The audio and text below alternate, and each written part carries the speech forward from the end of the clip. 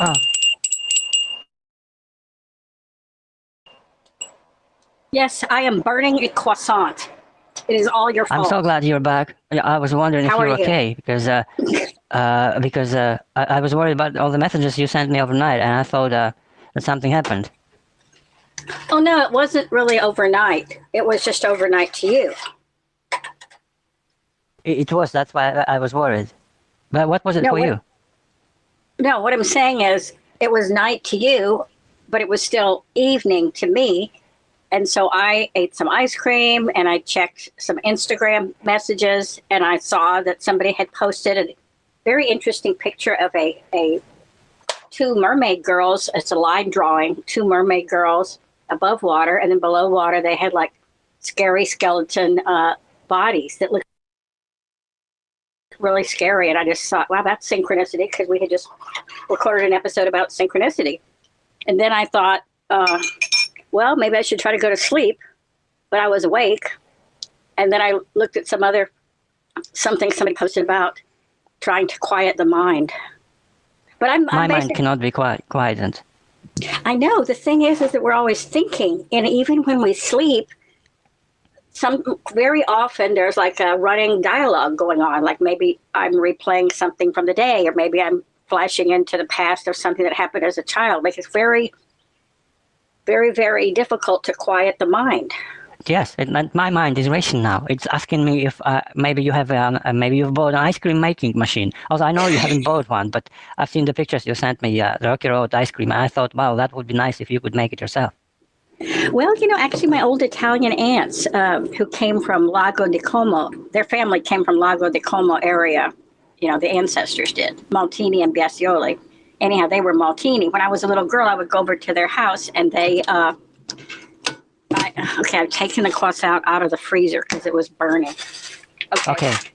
Anyhow, I have Rocky Road ice cream, and well, they used to make ice cream, and they put salt.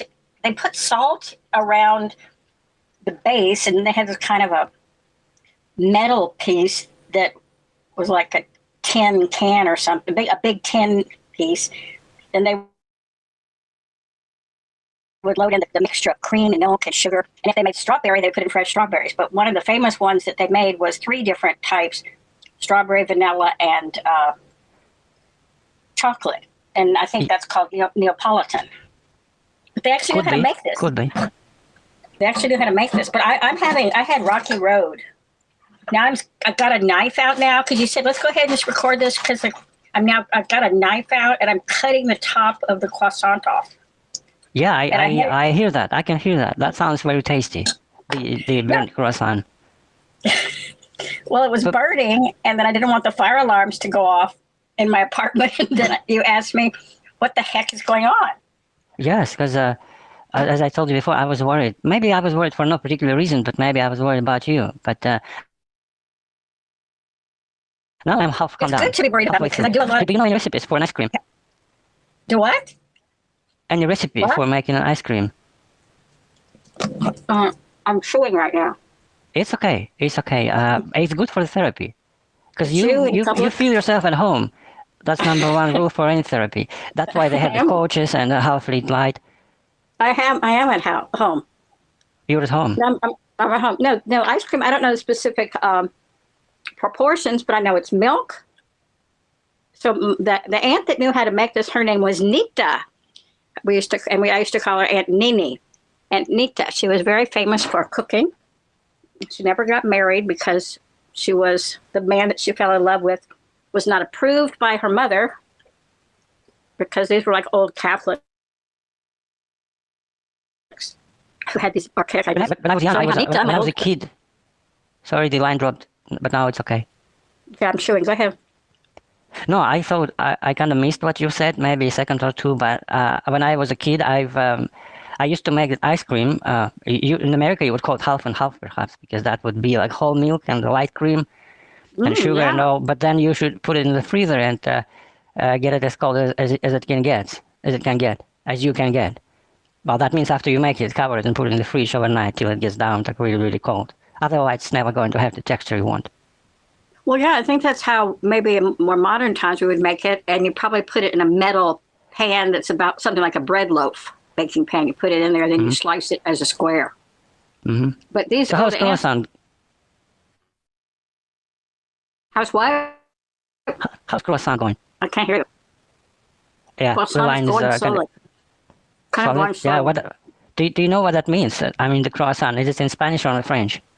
Croissant is a French word, and it's French for cross. And supposedly, the Turks say that they invented the croissant because, what's his name? One of the sultans or something was supposed to fight for the city under the sign of the cross. It was the guy that that made the Hagia Sophia. You know, he had a dream, a cross. He was Muslim, and he had a dream, and God spoke to him in a dream and said, "Fight under my banner," and it was a cross. And then, I mean, the Turks are always claiming that, you know, they invented everything. That Santa Claus came from him and them, and coffee came from Turkey. I mean, Turks are very egocentric folks. Well, I've never been to Turkey. I must admit, lots of people love it as a recreation spot, but I feel like AK-47s on the street and corrupt politics. Well, let's not talk about corruption. Let's talk about happy topics. You say that you're anxious. Yes. Speaking of happy topics, because you just brought up the AK-47 rifle, and I thought when I was a soldier and I had AK-47, I was happy. Well, you know, it's interesting because there are some people that are just made to be military men. Some people are made to be teachers. Some people are made to be barbers. Some people are made to be, pool sharks. Librarians. Librarians. I am made to be a librarian. I think I would have made a great one. I know. I think you would. Think of all the books.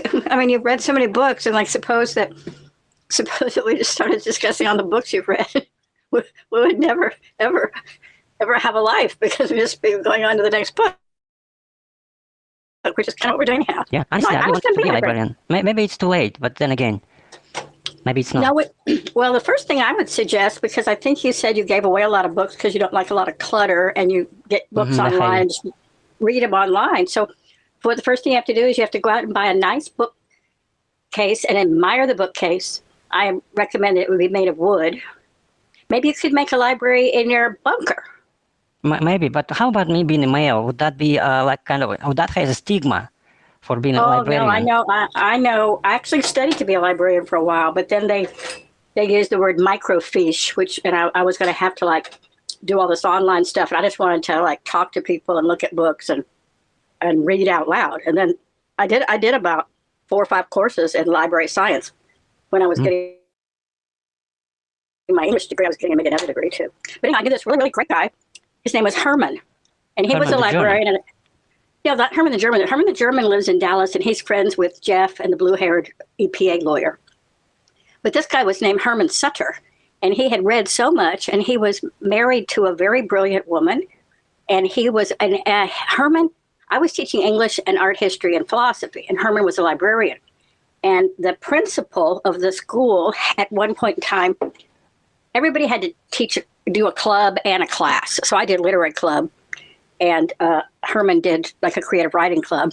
But the principal needed somebody to coach girls soccer, and the person that was coaching girls soccer had quit. So the principal, Sister Donna, she's a Dominican sister, but they were wearing regular clothes and stuff, not nun outfits.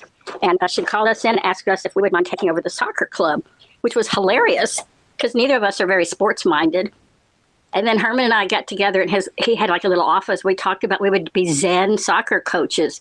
We would just tell the girls to just kick the ball where you think it should go. We would encourage them, we would praise them, and just tell them to follow their bliss. So we actually coached 1 or 2 games. I think we lost, but then they finally got a real soccer coach. But Herman was a great librarian, wonderful, very, very well read. He had a keychain. Go ahead. Tell me about his keychain. I had his key. Well, go ahead. You can talk because I'm actually eating more croissant. I was going to say that what you've called soccer is football, feedball. I think that's how it should be called, but it's called football, as most of the world calls it. And I somehow keep on seeing negatively directed towards the word soccer, like it's somehow like football, American football is real football, and soccer is like for losers. But that's not the case. I understand the cultural context in England as to why people don't like this world award. Well, in Brazil, seems to be a little disturbance on the line because the line just kind of goes dead. But, I think we have Mercury in retrograde. And then I also saw that Black Moon Lilith, Lilith, was busy. So Lilith was like the dark woman before Eve in the garden. You knew about Lilith, right? Well, I'm not even sure if you're there. But Hello? yeah, I think the phone keeps cutting off and on. And I was saying that Mercury is in retrograde, so there's Testing, a lot testing. Are you there? Yeah, I'm there. Can you hear me? Yeah, I'm here. Hello. I can see the light flashing, and I'm Well, something talking. wrong here. Yes, there I is just hope something you wrong. keep talking, because I I am didn't take any talking. calls. Well, I'm I talking, don't know and what happened. what I was saying was that Mercury is in retrograde, and there's a lot of disturbance with electronic equipment, with communication, and misunderstood messages. And then I also saw that we're in a season of Black Moon Lilith, and Lilith is the woman that was in the garden with Adam before Eve was there. So she's kind of like witchy and kind of slightly evil. So are you still there? It seems to be connecting right now. Do you hear me? So I think you can see the green light with my voice, but I am not able to hear anything that you're doing. So it's a little bit puzzling. Can you hear me now? Because somehow Yes, now I got now kicked out. yeah, now it's okay. So let's not touch. I don't know what happened. I was going to say that we are in an astrological season, or the planets and electricity and stuff called. I think Mercury is in retrograde. So there's lots of disturbances with communication, electronic equipment, watches, toasters, burning croissants, just things are slightly out of whack. And also I like saw, your optimism. yes, I also, we're in the season of Black Moon Lilith. And as we were talking the other day, Lilith was the woman in the garden with Adam before Eve was there. So most Judeo-Christian stories of creation know that there's God and there's Adam, and he was sleeping, and then Eve was taken from one of his ribs, and they're like the first couple, and then they had Cain and Abel, and that supposedly we descend from that original couple. But there was also this other woman, because isn't there always another woman? And then you say yes. No, you scared me with your Mercury retrograde. I'm thinking, I've heard that before a couple of times, and always a negative connotation. I'm thinking that, isn't Mercury in retrograde really as bad as it sounds, or as people make it out to be? No, if you just start noticing it, you can if you notice something, you can be aware of it and work with it. For example, I use this one pan. I use the same stove. I put this croissant on this pan just for a very few seconds, and all of a sudden it started burning. So the level of the heat was somehow magnified, and I burned the croissant, but I never do that. And now that I think about it, Mercury's in retrograde. But how many times a year that happens? That's never happened. Oh, Mercury in retrograde happens several times per year. Yeah, so we should mark it on our calendar and avoid these days, right? Or just be aware, yeah. For example, how our line is breaking up. I'm not doing anything. You're not doing anything. I'm just sitting here holding my phone. I was having a little bite of the croissant and having a little drink of coffee with a little tiny bit of Rocky Road ice cream in it. But there was nothing abnormal about what we were doing. You were pressing the button to join the chat, but somehow there was some disturbance. So, when there's disturbance in a relationship, well, you just somehow work through it. You can't just leave, sometimes my relationships with different people have a little bit of disturbance. Sometimes I leave, and sometimes I'm mad, or sometimes I don't want to talk. But Yeah, usually people talk about Mercury in retrograde as just something awful because suddenly their car broke down or they got a flat tire or, their computer won't connect and they just feel like, the world is going to end because their computer's not connecting or they're late to an appointment and, their car broke down. I'm trying to make something positive out of it because, we can't just avoid all the bad stuff that's happening out there. Otherwise, we'd never go out of our apartments or homes or offices. We'd just be like in COVID times, right? Thank you. Yeah, because I thought that nothing can bring much more drama or chaos or confusion into my life, but it happens to be there's one more thing like Mercury in retrograde. Yeah, that means you are going to be. See, we are electrical impulses. We think we're a body, but we're just like flesh is just slower moving matter. Like ice is slow moving matter, and steam for the future generations. So we are talking about Mercury now, but because our predecessors considered it as something dreadful or to be dreaded of. But in the future, they'll probably be saying like TikTok is in retrograde or Instagram is in retrograde, and we should be like. No, people are saying that right now. People are saying that right now because Really? there are people posting things they didn't really mean to post, but they accidentally hit the post button, and now there's stuff up on the internet, TikTok or Snapchat, and people say, "Oh, dang, I didn't mean to post that," and then people are like, "Oh, wow, it's like so amazing," and they didn't mean to do it, but I mean, if you think about the impulses that we have, like you have a heart that is beating. We add coffee to our body system. Caffeine speeds us up, or some people take diet medication that is like speed, or some people take other types of pills to alter their body chemistry. And all this is happening within the context of the planets. It's a miracle that we can go to work. And you mentioned Instagram, and I thought, well, I've never used Instagram. I set up an account once, I guess, some time ago, like a few years ago, and then I tried to open an account for real, and I got that some kind of a community rules violation strike or something, and then I don't know for what exactly. I don't remember already. I didn't say anything. But then my IP address I think I'm using has been flagged as an open proxy.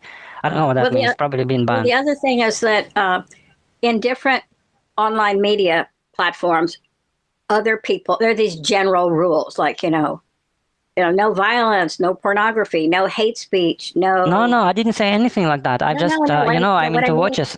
And I've made pictures like that I sent you the other day. But what I'm saying is that somebody who doesn't like something about you, maybe somebody that knows you from another context, can report you even though you're completely innocent.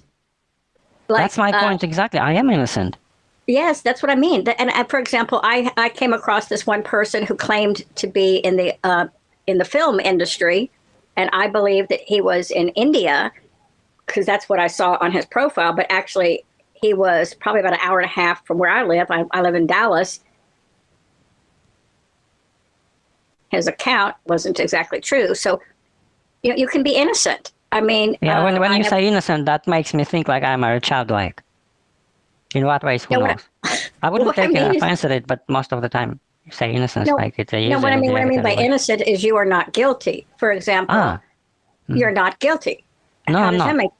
Yeah, and I think my friend Mark Stevens and I had talked about why some people, contact him, and I said, well, your profile has some things written on it that would be very attractive to people. He goes, I'm just saying that I'm single and I live in America, and I go, well, there's like about 1 million women out there in the world that would love to meet you and come to America. He goes, well, he didn't really think about that. So Mark is innocent. He's just innocently saying that. So I just told him to change his profile.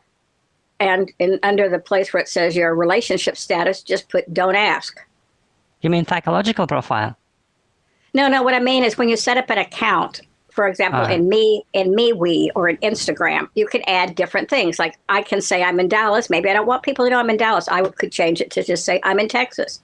Or I could say I'm in Portland. Like when I go stay up in Portland, I could change the area where it says my location. I could write Portland, and I would be in Portland. But maybe I went back to Dallas, but I don't want people to know I'm in Dallas, so I just write Portland. Yeah, I see. I just, I'm thinking, I don't know why I bring it up, but psychological profile is, sounds like from the, criminal TV show or something about that. The X-Files or the Vampire Diaries. I Orange is watched the New Vampire Black. Diaries, but the X-Files, yeah, a long time ago.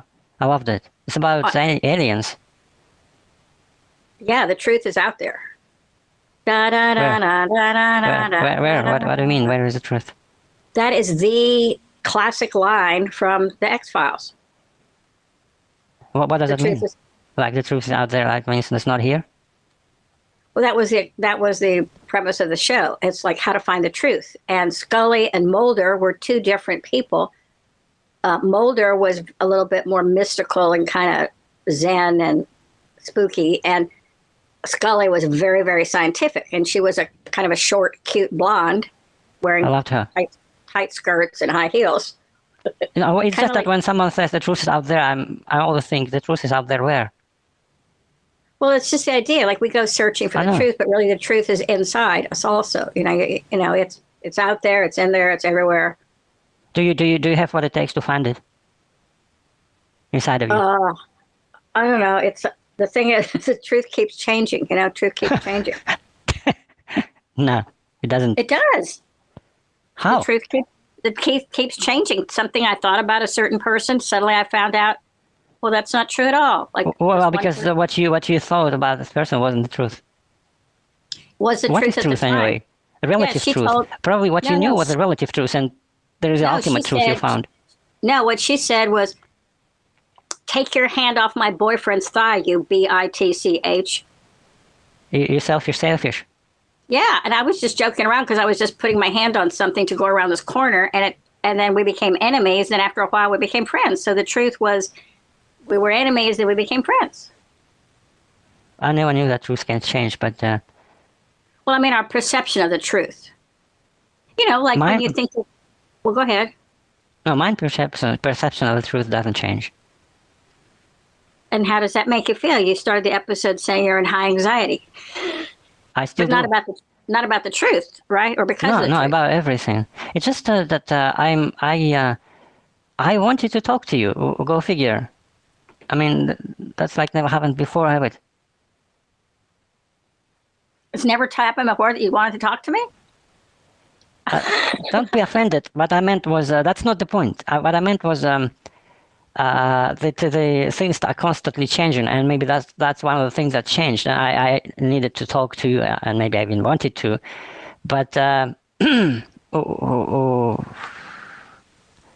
help me out here, because you speak good English, and I am afraid of bears. You're, yes. Well, I've been speaking English for a while now. You speak in And- American, because English is a bit different. Well, that is British English. We have English too. Yeah, you're called American it's- English. American, yeah. Well, I mean, You speak you know, American. let's get back to the bears. Like Yeah. metaphorical bears you're afraid of, or if you ever saw a bear, you would feel anxious, or when you were a kid, you saw a bear. No, in fact, I just like how it sounds. Like I'm afraid of bears. I'm not afraid of bears. I always consider them kind of friendly and stuff. But I know they can be dangerous. But I think humans are way more dangerous. Oh yeah. If you're in the wood, and who would be you afraid of more, human or animal? I'm sure. I'd be afraid of a guy with an AK-47 rifle. With a bear, I just like try to climb up a tree and wait there. Well, you know, a bear that I like is Winnie the Pooh. He's a character in a Yes. storybook. But what and makes a human dangerous? It's not AK-47 that makes human dangerous. It's something else. No, it's the will to kill. It's the vicious, aggressive, vindictive. It's our like we have Eros and Thanatos. Eros is our will to live, and Thanatos is our will to kill and die. So I think what makes humans dangerous is our impulse for revenge, our impulse to hurt someone. Like, you know, maybe I don't know. Once I had a very, very good department chairman who let me do whatever I want in the classroom, and she was great. And then I had this other one at a different school because I had more degrees than she did, and I was younger than she was. You know, she hated me and she made my life miserable. And I was so angry at her because the only thing I wanted to do was teach. So like, you know, I didn't want to kill her, but I was angry. And like, I think that anger is one of the things that we all deal with. I mean, do you feel like you have some anger? If there was an anger management, I would become The president? exactly. I'm thinking you say anger and humans and bears. I think that all these animals, they instinctively afraid of humans, although they are quite larger and stronger. But somehow they don't want to fight with humans because they know that humans are dangerous, and that's the paradox. Well, I mean, some animals, like we've talked about cats before, cats have become domesticated, but cats are still animals. And a cat that doesn't know you, if you go to someone's house and they have a cat that doesn't know you, it can walk up and like, you can be petting the cat, all of a sudden it kind of like bites your hand. I mean, I think that animals have a certain amount of consciousness, but they don't really have willpower. Like, you know, they don't think like, should I go and eat my food now, or should I go wander around and look for some other cats, or should I crawl up on top of the refrigerator and look out the window? I think cats move around and do stuff, but they're mainly driven by instinct, not by willpower. Like you have willpower. You can decide, okay, let's make a patrolma therapy episode. I don't have any willpower. That's my problem. Yes. It's like I feel like a ship without sails. Some people say, oh, I'm like the king of the world. I am in charge of my life. Well, that's not about me. No, I know. Yeah, there's the poem, you know, I am the, Invictus is the name of the poem, you know. Yeah, out of the night that covers me, black is the pit from pole to pole. You know, I am the master of my fate. I am the captain of my soul. Oh, you know, it is a famous poem by, I think his last name is Hensley, Invictus, I'm invincible. And I was once teaching that poem in a classroom, and I asked students, these were adults, some of them were 19, some of them were 20, 30. It was a college class. I asked them if they felt in charge of their life, and they just like were just stunned. They just like, as if no one had ever asked them that question before. And then we kind of got into some deep discussions, and I don't know. I think I would like to go to the moon and live there alone, in solitude, and call you now and then to record episodes. Yeah. But you know, it's probably I read it somewhere that this decade or the next that humans are expected to live on moon, like probably temporary basis. I don't know. No, I've also by 2030. heard. No, I heard. This is serious. Some wealthy people that I know that live in Manhattan that have political connections.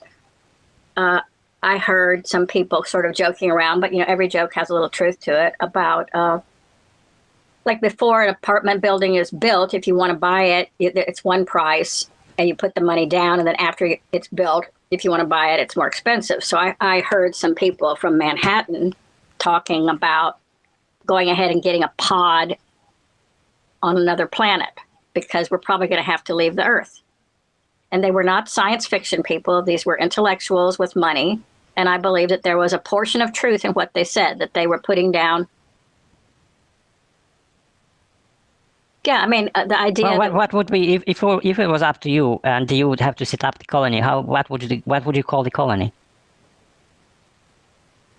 Post Earth.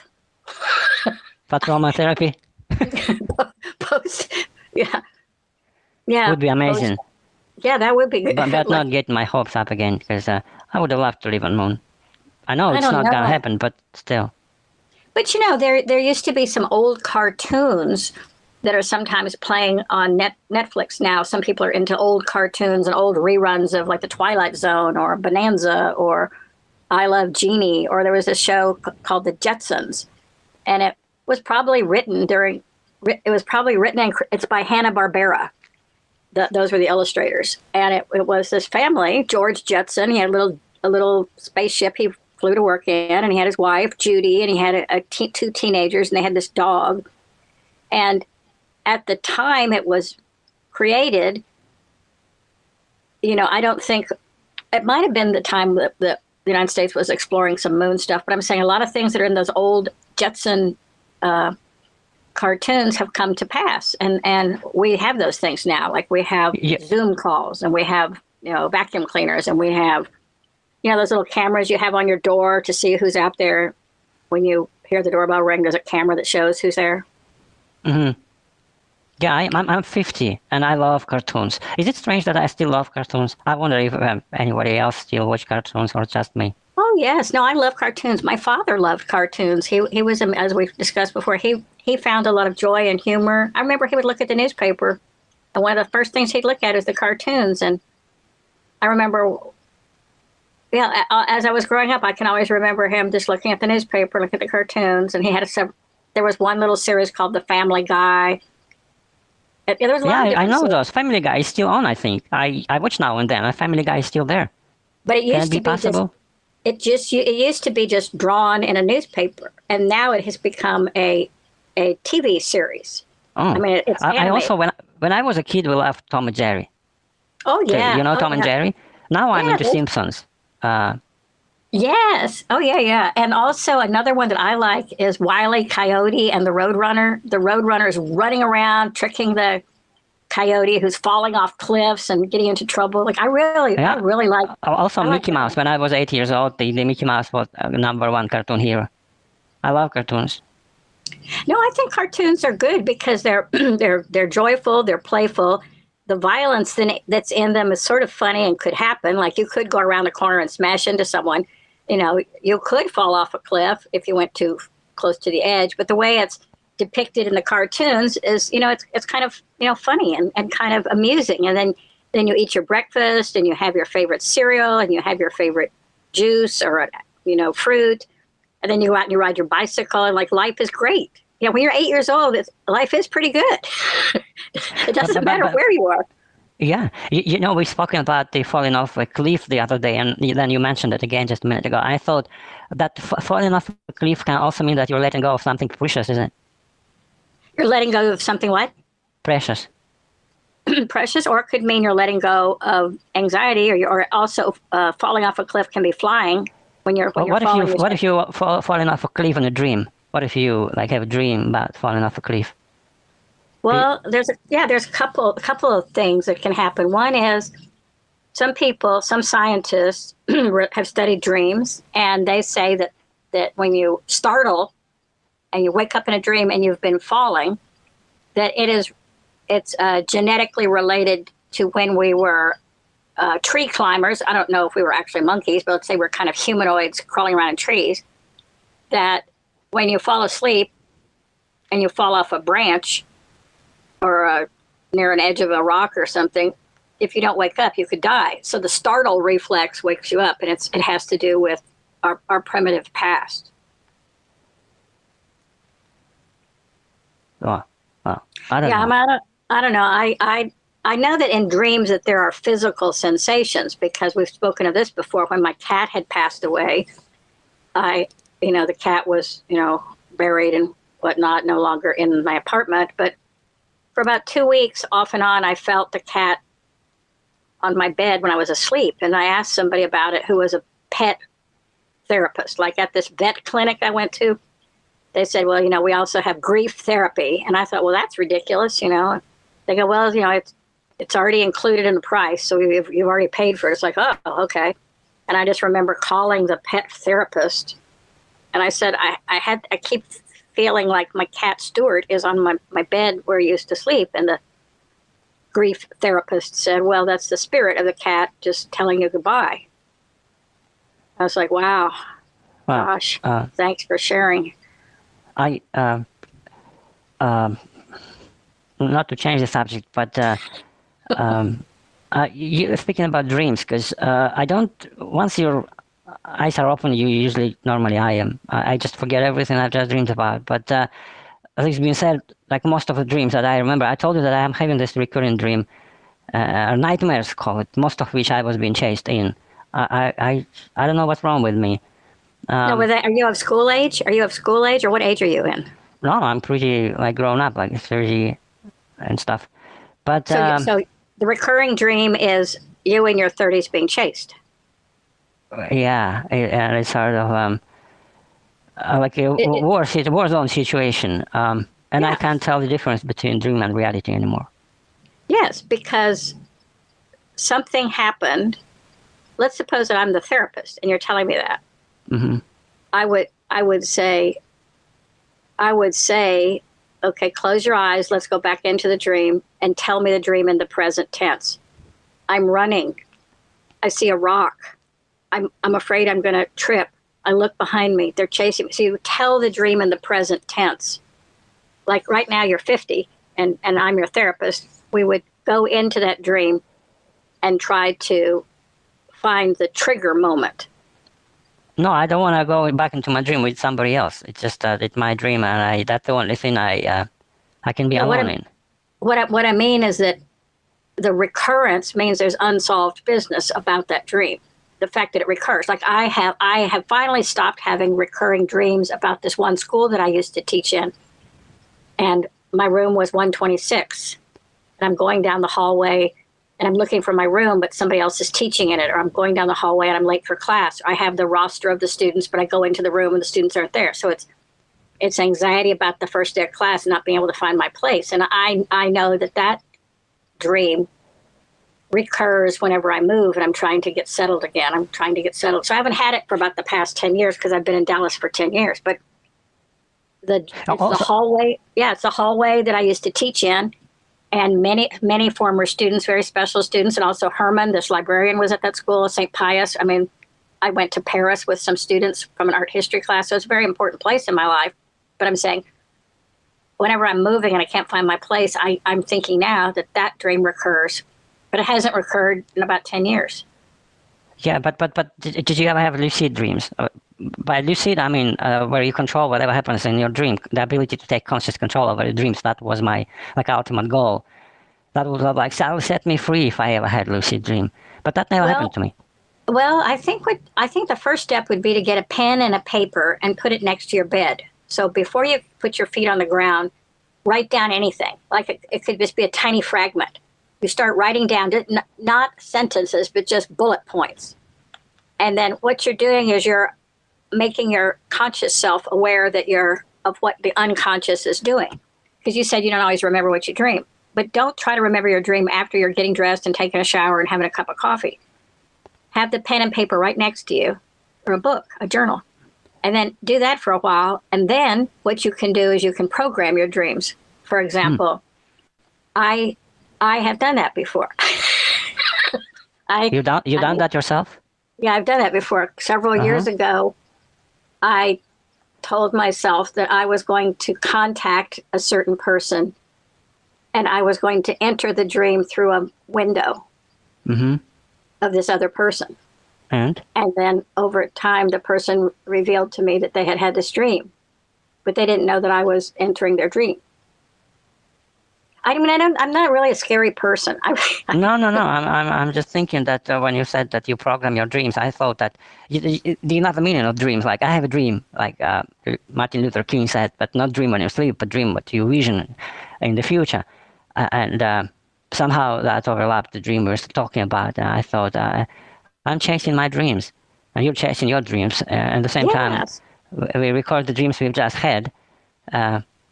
That the mind effort and the constant conundrum. My whole life up to this point has been like that, and I feel my future will be as well. Well, you can start. Actually, I think you like being afraid. There's a certain adrenaline rush in being afraid. Yeah, because that makes you feel human. It also makes you feel alive, like running out across a freeway where 18-wheelers are. Yeah, some people don't feel alive until unless they're sitting on a spike. Yeah, or I have lived with a lot of adrenaline, so I'm kind of I don't want to say addicted, but let me say very used to adrenaline rushes. So I'm either generally pretty calm and relaxed and kind of chill, or I'm in some kind of a adrenaline high. It's just the way I've been, for many, many years. And I think, with the future, I mean, I know that I can contact people. I believe that I can contact people from the past, but I've never really thought about the future. Well, I do. I have. Yeah. Speaking of adrenaline rush, that's what gives me the heebie-jeebies each time I think. And what is what the most intense adrenaline rush you have experienced? I don't know. I have had. Maybe you haven't experienced it yet. Maybe it's in store for you. I've had so many. I was in this building. So like buildings have a basement, which is the unconscious, an attic, which is also part of the unconscious, the ground floor, like the house is a metaphor for the self. So I was in this kind of an abandoned house. And in the house, I had to go up towards the attic, upper rooms. And there was one daughter that was a little child near me. And there was another daughter that was walking close to the edge and could either fall or jump out of the window. And this was around the time I was also reading some Tolstoy, Anna Karenina falling on the tracks, or did she fall? Did she jump? I just remember the dream was so intense that I took it to my therapist. And as I was telling her the dream, I was literally like sweating and my heart was racing. And the outcome of the therapy session was that I can't save anyone. Only thing I could, and also I can't save anyone, and that actually the child crawling towards the window to jump out was actually me, and that I've been so close to the edge for so long that I have to realize that I'm not on the edge anymore, and that I'm okay. Wow. I think that what would be the most intense adrenaline rush for me is that like bungee jumping we discussed the other day, because you have to take that leap all by yourself and trust the rope and see the ground rush towards your face. And I would never done that. Why would you want to do that? Like, I would hate to do that. I mean, I was in a car once after a concert with my friend David, and he was driving, and he wanted to go on the freeway. I didn't want to go on the freeway. I wanted to go on the side road. And so he turned down a road that he didn't know, and there were like headlights coming straight at us. And he turned the car around and avoided a head-on collision. So that was also an adrenaline rush. Oh yeah, I remember when I was in a car accident. It was in the winter, and like the car skidded, and yeah, it was a 4-wheel drive, and it skidded in the snow out of control towards some kind of huge tree. And I thought that's it. But then again, I remember the moment, and it was everything happened so slow. Really? Like very, very slow. Yeah, like you can somehow my mind, or maybe it's my mind that made it look slow, because I remember it was in real life, it was real fast, but in my mind it went real slow, like when you see in the movies when they do that slow mo thing, hit each other, shoot bullets into each other. That's how it was for me. I'm not lying. I'm serious right now. No, I'm hearing you. Yeah. Yeah, I got my heart pounding. But that was a long time ago, so no problem here. Maybe I should do that, some bungee jumping, to feel alive again, to take me back in time. Well, the other thing is, just don't try it by yourself. Like, don't go to the store and get some ropes and like hang off of a bridge. Like, there's little companies that sponsor this. You need to like go to. Like, you're not going to do it yourself, are you? I do everything by myself. I don't trust anybody. Especially in bungee jumping, it's very. I mean, you can trust other people when you want to go off the cliff. Okay, why don't you just try this when you go out to your country house? Why don't you, like, there's probably a stump of a tree that you cut down. Yeah. Why don't you just stand up on that and just pretend that you're bungee jumping? Hang myself? No, that No, I didn't say hang yourself. I said just pretend that you're going to be bungee jumping off a bridge and just fall to the ground from like about 1.5 feet up. Just stand up on a stump. This is what I call modified bungee jumping with low cost. Trainee course. Yeah, no. What I do in my country house is basically chop wood, carry water. Is all. Yeah, but I'm saying there must be a stump there that's about 1.5 feet high. Of course, there are many. That's why I thought you suggest me to hang myself, because that will be like less painful. No, what you want to do is feel the ground rush into your face. So just get up about 1.5 feet on a stump and just fall down. And see Oh, that makes you feel like you don't have to go near a bridge. You don't have to get wires. You don't have to get any kind of like rubberized pieces. You don't have to put a belt on. You don't have to like write a farewell letter. Just stand on a stump. Yeah, Just, my summer house, my country house is for enlightenment only. So it's like before, I told you just before that, before enlightenment, chop wood, carry water, and after enlightenment, chop wood and carry water. That's what I do, and no bungee jumping over there. yeah, but you've also told me the building you're in, you sometimes like to go up to this very high floor and look out. Like, Yeah, but that's where I work at, and they have really thick glass walls. I think it's what do you call it when they're really, really strong? There is a word for it. Yeah, and it's reinforced glass because of the wind. Yeah, something like that. All that. So I thought if I like run real hard and try to jump through the glass, would I be able to go through it or just kill myself? Well, because it's really, really strong. If you were successful, that mean you'd be like jumping to your death. And I would. I mean, we're all gonna die anyway. So Well, I know it. When I was a kid, we lived in. I think we lived in. Oh yeah, this was a house in. The house was in San Antonio. Yeah, it was in San Antonio. It had a huge plate glass window a big door that you could pull open and go to the backyard. And one of the things that my mother liked to do is give us these little chores, to like clean the window or go clean the mirrors or sweep the kitchen. Like we had all these little chores that we had to do. And I remember that the curtains were pulled back on this plate glass window. It was really, really clean. I think so it was my brother was riding his bicycle through the house, going to go to the backyard, and he didn't know the plate glass window was closed. He went through the window. He got a bunch of cuts. And my mother came from another room and asked what was going on. Very little disturbed her because we were 6 kids that were like out of control all over the whole world.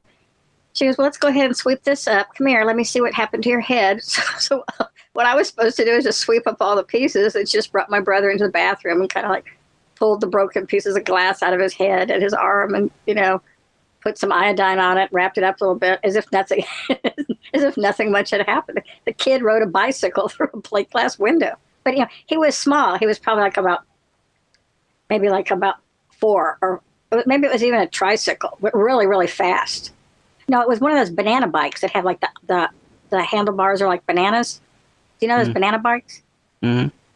It has a banana seat and these tall handlebars. So he rode his bicycle through the plate glass window. So, my brother was able to do that at age like 4 or 5. And so he doesn't really want to do that now as an adult man. Well, I've just decided that from now on, I'm going to eat everything plant-based. That's the most ridiculous idea I've ever heard. Now Why? They have plant-based I mean, meat. let's focus on health and lifestyle and feeling good. Yeah, once a friend of mine had a hummingbird metabolism. We're the same Mentality age. or metabolism? Because there is a goldfish mentality, which I have. She had a very, very fast metabolism, and she was a vegetarian. So when I would go around with her, I tried to be a vegetarian, but like I was always having low blood sugar and like I was exhausted. And I went to this nutritionist, and they said, well, you need to eat protein shakes. You need to have more meat. And then once I started doing protein shakes and more meat, I started losing weight and feeling better. But when I was going around with Mary, just eating like avocados and seaweed all the time, I was exhausted. Oh, maybe I should try drugs. I think you have tried. I don't know. Caffeine is a drug. Netflix is a drug. Yeah, I'm thinking globally. You and me, we are people. We are meatbags of who like go through the emptiness of space on this world, on this rock we call Earth. And I don't think that we are even relevant at this time. So why wouldn't I try drugs? Does that make any sense? Well, I mean, you could die. Especially there's a lot of drugs that are laced with fentanyl right now. Like a lot of drugs are laced now with. Well, it's a useful advice. I mean, you're giving me that I could die. We're all gonna die anyway. It helps me to stay sensible in this world. Well, I mean, I would just advise to continue drinking and eating meat. You're a good therapist. I would pay to To hear me for a session. to book a session with you. 55 minutes, you said, is a standard time. I'm not sure why it's 55. Could be like 77 or 66, but no, it's 55. Well, because there's 60 minutes in an hour, and there's only so many hours you can see clients, and it's your job, and you have to get in. Let's say you have a 9 o'clock, 10, 11, and a 12. That means you have to get 4 clients in before lunch. You have to get 4 clients in after lunch. And if you're charging them each $100, that means if you only want to make $800 a day, you got to be with the 55 minutes. So if you want to make more than $800 a day, like lawyers make more than that in an hour.